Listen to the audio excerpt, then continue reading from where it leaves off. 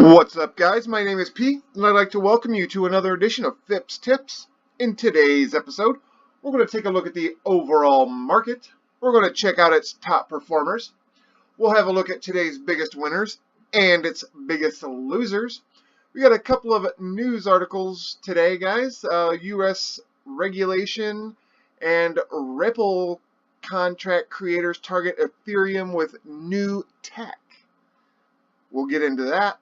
And then at the end of it, we're going to wrap it all up with a little bit of Bitcoin technical analysis, see where that's headed, or at least try to see where that's headed. All that and more coming up, guys. Stay tuned. We're on CoinMarketCap.com, guys, and the market cap currently sitting at $338.7 billion with a 24-hour trading volume of $14.5 billion and Bitcoin dominance checking in at 37.9%. Of our top five, guys, we have Bitcoin down 1.3%, Ethereum down nearly 2%, Ripple down 2.5%, Bitcoin Cash down 3.32%, and EOS down 4%. Movers and shakers versus the big dog today, guys. We got Coin up against Bitcoin, 11%. Binance Coin still destroying Bitcoin, up 10% on the day against Bitcoin. Wakey Chain up 7.36%, Eternity up 6%, and Factum up nearly 5% against Bitcoin. Shallow greens, for the most part, against the big guy today, guys. Not a whole lot going on there. You know, as we scroll down, it's very shallow red as well in the top 100. Nothing too crazy. Nothing too crazy. Let's have a look at our gainers and our losers today, guys. Our biggest gainer of the day, Steam dollars, up 313.27%. That's insane. Global Coin up 121.82%. 0x Bitcoin up 101.39%. Invatio up 49.37%. And We Are Satoshi up 37.66%. Man, I wonder what is making Steam dollars pump like that, because that's crazy, guys. That is crazy. If you remember, maybe 2 or 3 weeks ago, I went over a video that did a little bit of technical analysis on Steam and another cryptocurrency called Mithril that similar to Steam, with people creating their own content and putting it on the blockchain. Steam dollars is what basically runs the Steam platform. That is like the gas for Steam. So I'm interested. I want to check it out after this video, and I want to look to see what's going on with Steam dollars. We're going to move on to our biggest losers today, and Bitcoin Interest taking the #1 spot, down 29.05%. Endor Protocol down 25.93%. Quark Chain down 23.5%. Big Bomb down 22.5%. And Ink Protocol, guys, down 21.41% on the day.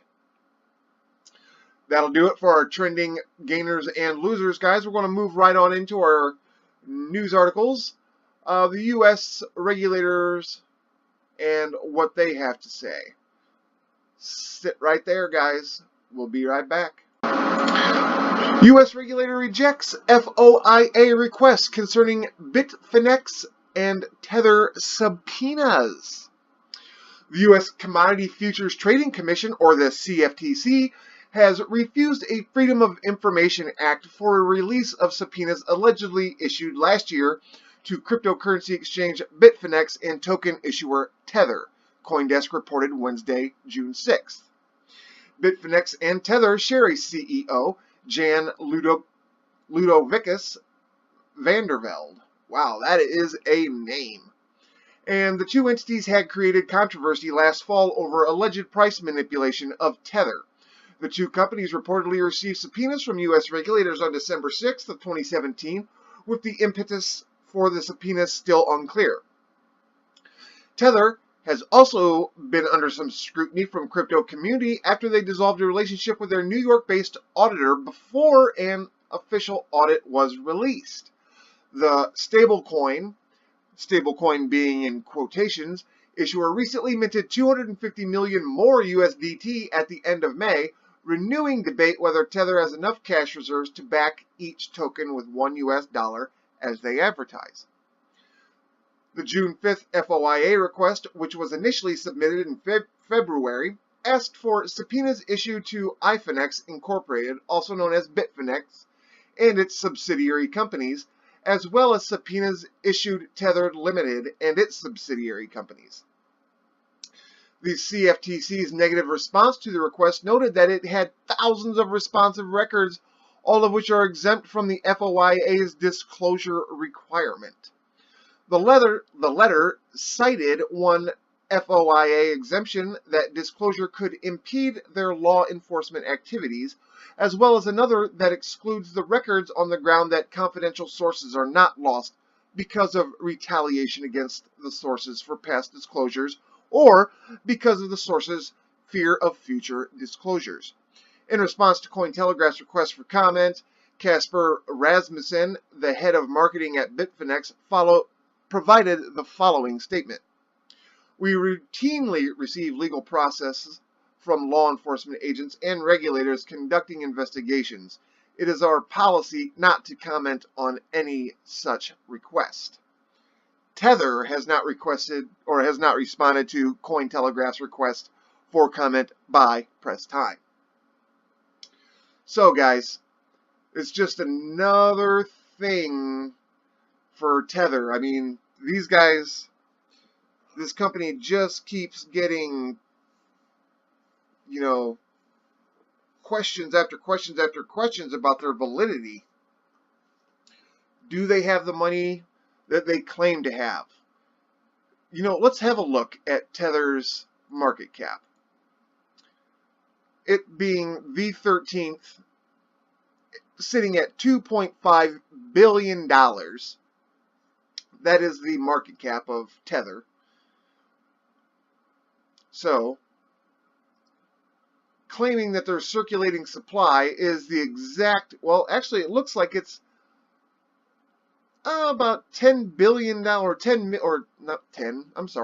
million less than the market cap. Weird. So, guys, for being a stable coin, it's sure getting a lot of flack lately. And there's a new stable coin coming onto the market. It's the True USD or TUSD.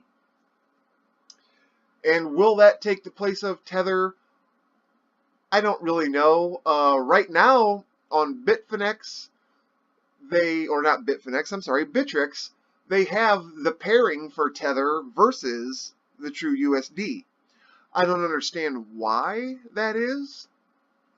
I mean, because I'm not sure whether, True USD is going to be like an off-ramp. Like you're going to be able to turn your coins into True USD and then turn True USD into literal cash, which you can, then eventually put into your own bank account. I'm not too sure on the specifics of True USD yet. I haven't looked into it entirely. So, there's still questions abound about, what's going to go on with that coin once it's, actually listed and being used. Now, the CFTC, guys, is another, I guess it's another arm of the regulation monster. And it's obviously doing its job if it's worried about, if Bitfinex and Tether, seeing as they both share the same CEO, whether or not they are, allegedly manipulating the price of Tether. I don't really know. And Tether generally, or so to speak, guys, from what they say, it's supposed to be right around $1. I've seen it like $1.02. I've seen it 99 cents before, but never has it shot up to like $1.10 or anything like that. They say that it's supposed to stay right around $1, and so far that I've seen in the past, 5 months that I've been in cryptocurrency, that's exactly how it is. I mean, I've used Tether multiple times while trading, and I've never had a problem. Of course, I don't keep currency in Tether for longer than like a week or two tops. So, I've never really had an issue with it. But guys, drop me a comment down in the comment section. Let me know what you think. Do you think that Tether really should have this sort of scrutiny on it? I believe that it should. I mean, if they claim that they have the money to back up every coin that they have printed or minted, they should be audited to prove that. We shouldn't just take it by word of mouth, guys. I mean, that right there is just a recipe for disaster. So let me know what you think, guys. Do you think that we should be auditing companies like that, like Bitfinex and Tether, to make sure they are on the up and up? I'd love to hear your thoughts about it. Drop me a comment down in the comment section. Let me know what you think, guys. We're going to move on to our next news article. It has to do with Ripple, third biggest cryptocurrency on the market. Stay right there. We'll see what's going on there. Our second news article of the day, guys. Ripple smart contracts creator targets Ethereum with new tech launch. Ripple's former CTO, Stephen Thomas, is going up against Ethereum with the launch of a new smart contracts platform. Well, new isn't quite right. The platform Thomas released implementations for today is Codius, an open source project that Ripple released in beta form in 2014, but shelved the following year. Now, though, having announced his departure from Ripple, Thomas is relaunching Codius as the technical backbone for his new company, Coil. Using Codius, Coil aims to change the way websites monetize their content.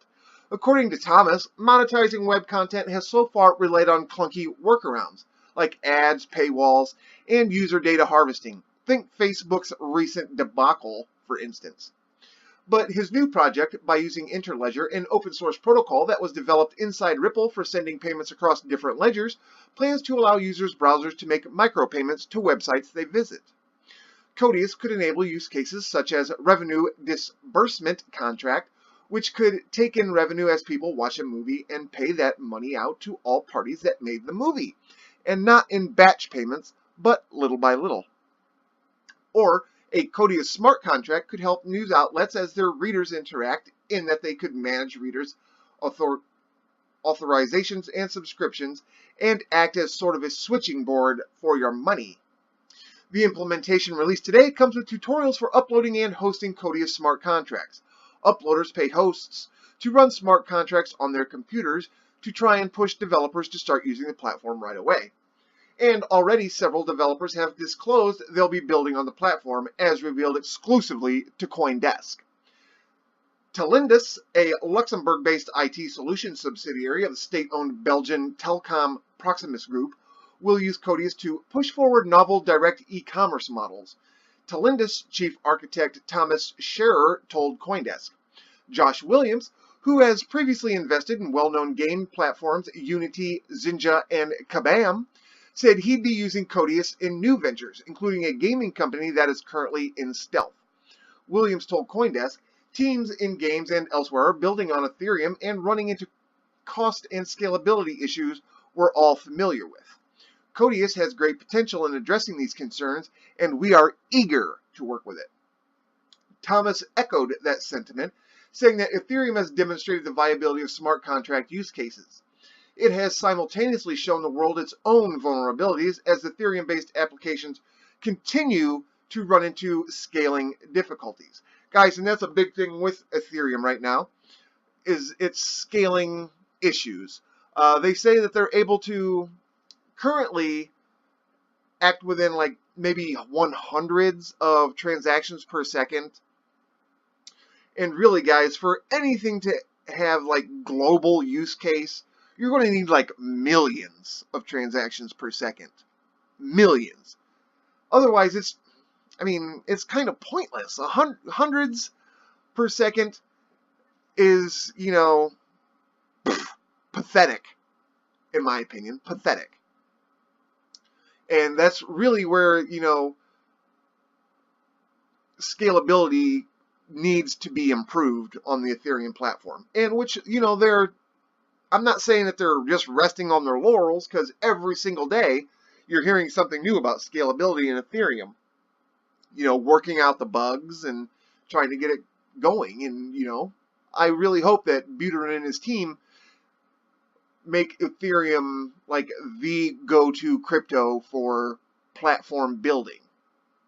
Because, there's so many cryptocurrencies now. Every ERC20 token that's out right now is built upon the Ethereum platform currently. That's just something to keep in mind, guys, when you think of scalability. In contrast to Ethereum, Codius was designed to allow developers to write smart contract code in any programming language and have smart contracts work as smart oracles, communicating with outside data sources. As such, Thomas said, Codius has an opening. The people that are reaching out to us are saying, hey, we're experimenting on Ethereum, we're running into scalability issues, it's too expensive, too slow, it's not flexible enough, we don't like writing in this awkward language, he said. What's changed? So why did Ripple set Codius aside? While Codius generated its share of buzz in early 2015, before Ethereum's mainnet was live, according to Thomas, the idea seemed premature. Ripple engineers touted the platform as a model for interoperability at the time, saying it was able to handle not just XRP, the cryptocurrency most closely associated with Ripple, but Bitcoin, Ether, and fiat currencies. But the project hit snags, however. Adding smart contracts opened up new ways to attack the ledger, and the technical architecture was cumbersome. Speaking in 2015, Thomas said that the building smart contracts into a blockchain was like writing software directly into a database. Difficult. The team realized, Thomas told CoinDesk in a recent interview, that computer science had solved the problem in the 1970s by developing a three-tier architecture in which a logic layer sits between the database and user interface layers. Codius would serve as that middle layer. Adding, you would have a bit of code that's accessing some assets on the XRP ledger, that's accessing some data that's in the Ethereum, and maybe it's making an HTTP call, and so you have a much more flexible architecture. And most importantly, you can have those kinds of contracts call other contracts as well. But building that kind of platform required efficient communication between ledgers, something that wasn't available at the time. And so Ripple began developing the open source intraledger protocol to allow for this communication. And what that means, guys, basically, and crammed into a little bit of sentences, they're able to transfer between blockchains. Like they're able to, like XRP will be able to handle moving between the Bitcoin blockchain and the Ethereum blockchain, or the Dragon Chain blockchain, or the Salt blockchain. That's what they're talking about with the open source interledger protocol. So as such, Codius was shelved, but now, 3 years later, Thomas' doubts about the value of such a smart contract platform have all but vanished. Rather, he sees Ethereum scaling issues, expensive transactions, and slow confirmation times as signs that smart contracts are ready to move away from the mainframes, move away from Ethereum, and go over to a more flexible architecture that involves multiple different ledgers. Codius, though, is hardly the only would-be Ethereum killer to emerge over the past couple of years. All of these projects, like Codius, tout the ability to process faster and cheaper transactions, but there's typically a trade-off involved, either in terms of security or blockchains defining benefit decentralization. EOS, for instance, a delegated proof-of-stake cryptocurrency project, which is currently in the midst of launching on mainnet, promises faster, cheaper transactions because the blockchain only needs to be verified by 20 one validator nodes, not by the whole distributed community of miners as Ethereum and Bitcoin. But there are problems with EOS, guys, meaning that there's like a security issue with EOS, seeing that you only have to be validated by 21 nodes instead of the entire community of miners. Thomas, though, argues that Codius' design enables developers to balance their own priorities rather than having to accept the network's compromises as a given. You can choose the level of decentralization, Thomas told CoinDesk. If you upload it to 4 of 5 hosts, you'll have a decentralization level that's similar to Ethereum, and you'll have a cost that's still orders of magnitude lower. Or you can upload to 100 hosts, and you'll have a much greater level of decentralization than you get with Ethereum. As it relates to security, Thomas argues, Codius has several advantages over Ether and other smart contract blockchains. For one, the network is built on Hyper-Container, an open source project that uses Docker containers to isolate given contracts codes and minimize its vulnerability to attacks. And secondly, Codius developers are locked into a nascent programming language like Solidity, which they're unlikely to know as well as JavaScript, for example. But guys, that doesn't mean anything. Do you think that people out there, just because it's in a different programming language, are going to give up? Ha! Hackers, guys, hackers will do anything to get into, a space like this where, they see vulnerabilities and, easy liquidity to be halved. It's just ridiculous for them to think that, oh, because we're in a different programming language, the vulnerabilities are minute. No, that's ridiculous. As for price, Thomas contrasts Ethereum's transaction costs, which can exceed 60 cents and even $1, with those of Amazon Web Services' Lambda platform, which costs 20 cents per million requests. AWS is centralized, but Thomas still expects Codius costs to fall between those two extremes. For Thomas, rolling out Codius is the first step towards building a standard protocol for monetizing web content, as well as the ecosystem around it. Eventually, Thomas believes firms might decide to host websites on Codius rather than AWS, with Coil serving as kind of Spotify, but in an open way, a protocol connecting consumers, internet service providers, websites, and content creators. And while the code is still rough, Thomas remains optimistic that Codius will prove a step forward for developers writing smart contracts that solve problems for today's businesses. He concludes, from a cost, scalability, and security standpoint, as well as flexibility, it's orders of magnitude more viable for mainstream use cases. So, guys, what do you think? Do you think that this Coil is going to be what kills Ethereum? I don't think so. There's so many cryptos out there that, are claiming that very thing. Oh, this is going to be the next Ethereum killer. This is Ethereum killer. This is going to be the Ethereum killer. But yet, Ethereum's still chugging along, guys. So, you tell me. There's a reason why it's the most built upon platform out there currently. Just saying, guys.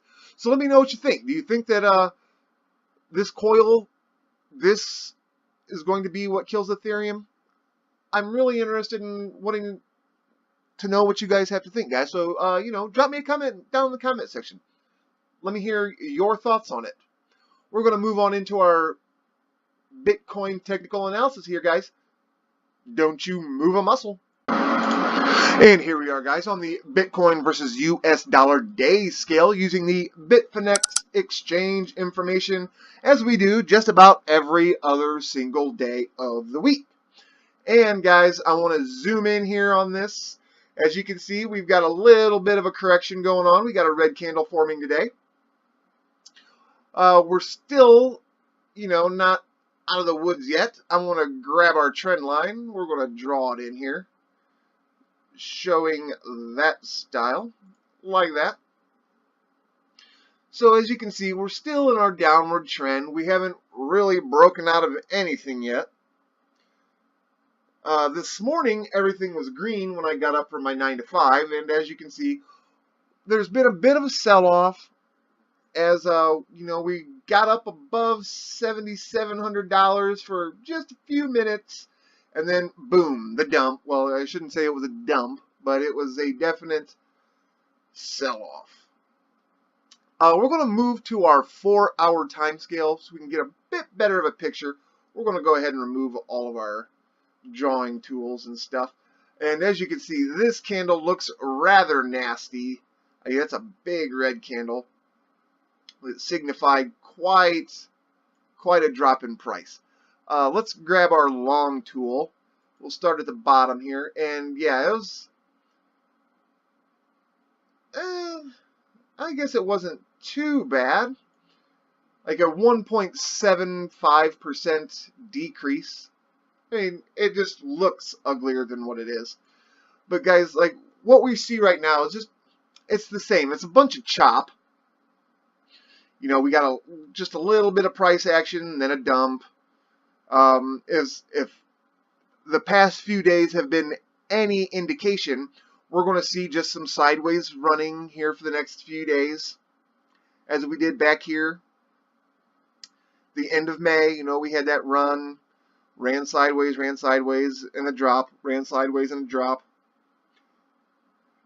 Then towards the end of May, we had the big spike, and we ran sideways for a few days, then the drop, ran sideways, then we had a pump. So as you can see, guys, after every bit of, you know, big spikes, we run sideways for a while. So what we can assume will happen with Bitcoin is the same thing that's happened for the, I don't know, the past week and a half, 2 weeks now. We'll see a bit of price action, you know, for about 4 hours or so. And then for the next couple of days, we just see sideways movement. Like here, between, let's say like the 4th of this month, the 4th of June, up to today, it was just all sideways price movement. You know, indecision in the market. We had all kinds of like hammers and dojis. And then finally, you know, the price took a spill, about 1%, 1.25%, or actually almost closer to 2%, 2% drop. So guys, we're still on our just wait and see thing, but the good news here is what we see from the bottom, guys. And I mean, we just seem to keep printing higher lows, which, you know, we're not making higher highs yet, but just one step at a time. As long as we're making higher lows, guys, the higher highs will come eventually. That's, at least that's the hope. And I mean, this has just been a drag, an absolute drag, watching Bitcoin try to fight its way back up into the 8,000 range. And I'm assuming, at least this is what I'm feeling, guys, is that this month, this whole month of June, is just going to be us fighting our way back to 8,000. Back to Bitcoin being $8,000. If we grab our long tool and we start at the bottom of where we're at right now, and I'm just going to drag it up to the 8K range. Let's see what kind of increase we'd need. We'd need a 6% increase in Bitcoin's price to see about an $8,000 Bitcoin, roughly. So we would need, and that's not a huge amount, guys. That's not a huge. I mean, we've seen that kind of price action in a single day. So, you know, over the course of the next, I don't know, 25 days or so, 6% is very doable. At least in my opinion. I mean, I've been wrong before, and I don't think that that's going to end anytime soon, guys. So, you know, just keep in mind that this is not financial advice. I am not a financial advisor. This is just for educational and entertainment purposes only. So with that being said, guys, what we can see actually right here is that we're kind of in a channel again. We're in an upward channel. At least Bitcoin assumes to be in or seems to be in an upward channel. You can see where all these wicks have topped out. Like they make kind of like an upward trend, like so. So that is something that we could potentially be seeing. But we also have things like this, guys, where we have downtrends. Like you see that right there? This right here, this bit of action that just forces the price down. We have those everywhere. Literally everywhere. And things like these are called traps, guys. Like bear traps and bull traps. And what those are, like you'll see like a big spike like this, and then suddenly a big dump. And that's called a bull trap. And what that does, guys, is that gets the price of Bitcoin up, gets people investing their money, putting in stop losses, waiting for long positions, and then the price just dumps. And what that does, guys, is it liquidates everybody's asset. Like they all get put back into Tether, and they've lost, say, I don't know, 5, 6, 7% of their money. As you know, they get stopped out, their assets get turned back into Tether, and you know, then all of that liquidity gets bought back up at a cheaper rate. So you know, there's just, it's games between the two, guys, between the bulls and the bears. That's what we're seeing right now. I mean, the market cap is not big enough, in my opinion, is not high enough, you know, to have that kind of scrutiny not be seen on a regular daily basis, guys. That's why I tell everybody day in and day out, if you want to trade your coins, trade anything but Bitcoin. Bitcoin is hyper manipulated, guys. Actually, from what I've read and, you know, like from fellow YouTubers and stuff, Bitcoin isn't the only one that is hyper manipulated. Ethereum, Bitcoin Cash, Litecoin, all the big 5, probably even the top 10, guys, have whales in them.